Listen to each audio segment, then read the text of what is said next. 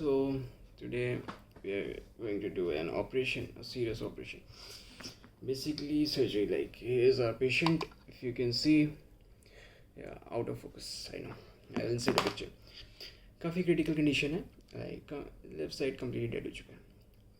Surgeon की terms में बताऊँ तो पैरालिसिस, डेडली. खैर अब बैक स्टोरी. मैं लेके गया था इसे वन प्लस के सर्विस सेंटर. तो like everything was completed. I mailed it to her. She asked me for the invoice basically, and I mailed it to her. Everything was completed. She even raised the service request. Last में पता नहीं उसको क्या हुआ. उसको सही में क्या दिमाग घूमा. उसने स्टार्टिंग में जाके चेक करना शुरू किया. She started from the earphone to the neck band. और जैसे नेक बैंड तक पहुंची तो मुझे पता था क्या होने वाला. सो एंड शी जैसे उसने देखा उसने कहा कि सर ये तो डैमेज है.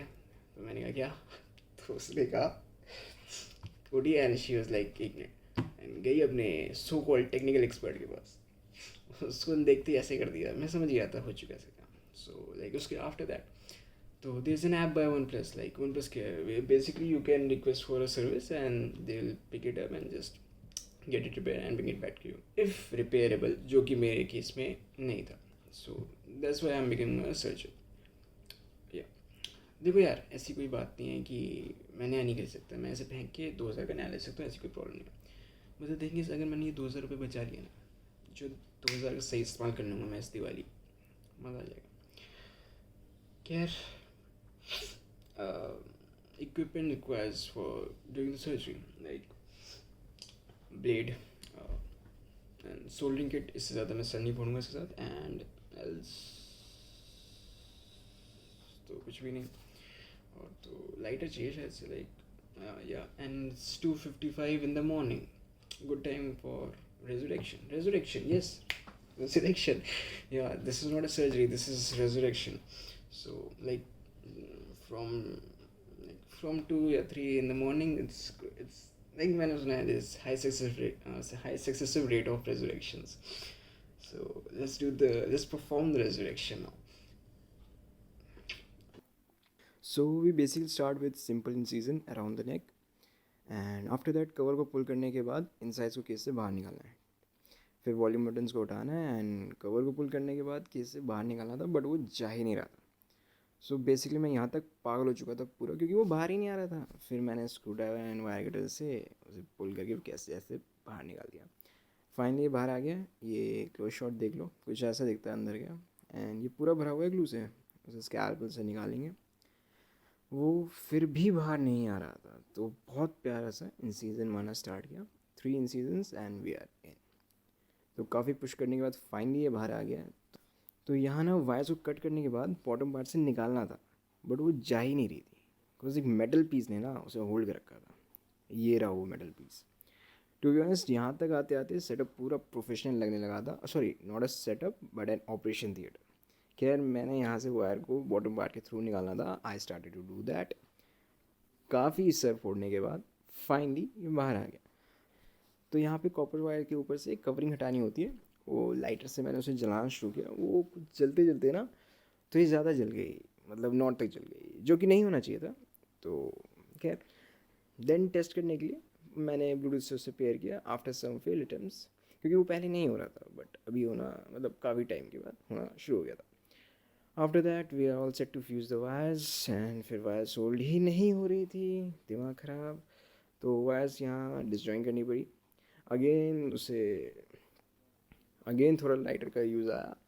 एंड सो एक बार सोल्ड हो गई थी एंड नेक्स्ट इन वेटिंग. और finally soldering is complete and is working. मतलब मुझे भी यकीन नहीं हो रहा था, ये काम करने लग गया था.